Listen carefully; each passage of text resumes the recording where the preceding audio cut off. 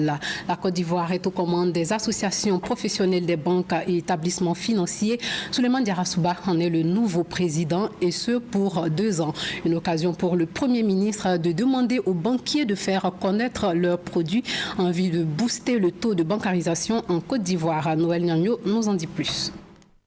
Ces dames et ces messieurs sont des banquiers. Ils sont ressortissants des États de l'UEMOA, Union économique et monétaire ouest-africaine. Depuis septembre 1995, leurs aînés ont jeté à Cotonou, au Bénin, les bases de la Fédération des associations professionnelles des banques et établissements financiers de l'UEMOA. Ils ont pris la relève et veulent impulser à la Fédération une nouvelle dynamique en rapport avec l'embellie économique dans l'UEMOA. Une croissance du produit intérieur brut de l'ordre de 6%. Quels sont les acquis de la Fédération dans cette situation? La baisse du taux d'usure depuis janvier 2014, la mise en œuvre depuis le 1er octobre 2014 des services bancaires à offrir à titre gratuit, l'adoption d'un canevas harmonisé des produits et services bancaires pour l'ensemble des établissements de crédit, la réalisation d'une étude pour la détermination de modes de calcul harmonisés du meilleur taux débiteur des établissements de crédit.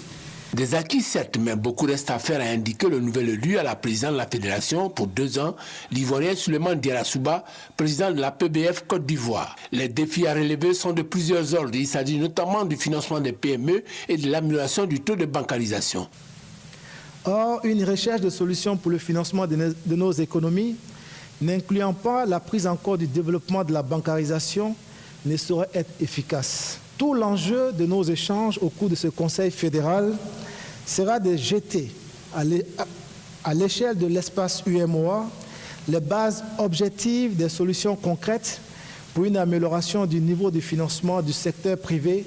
Une des pistes de solutions pour améliorer ce taux, la communication des produits financiers. Que les banques soient plus attractives, d'abord au niveau des locaux d'accueil, que les banques soient plus attractives au niveau des conditions de rémunération de l'épargne qui leur sont proposées, avec une diversification des produits financiers qui sont donc proposés aux uns aux autres, un peu plus de publicité. Daniel Kamlan-Duncan s'est par ailleurs réjoui de la tenue de cette rencontre sur le bord de la lagune Brié.